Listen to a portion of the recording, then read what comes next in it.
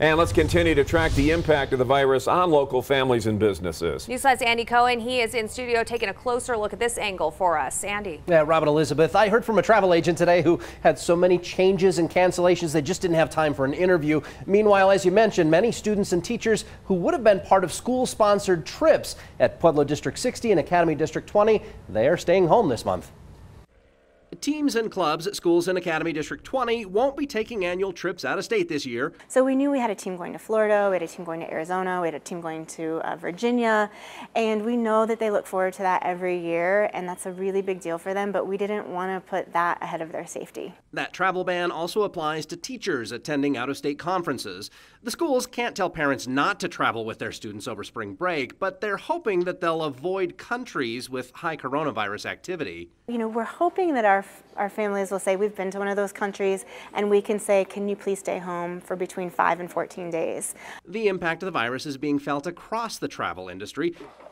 Small businesses like the Springs-based charter company Colorado by Air tell us that their business clients especially have been canceling. Because the convention's canceled, the meetings, companies of saying, look, we can do these meetings over the phone, or we can do it through FaceTime or Skype. But they're also seeing an increase in leisure travelers who are looking to book a private flight, avoiding the big crowds at the airport. A traveler who still needs to get somewhere, they have some concerns about flying into a major hub, transportation hub like a DIA or a DFW or LaGuardia. And we should point out that chartering a flight is a much more expensive option because you basically have the plane to yourself, but you also have to pay for the round-trip flight.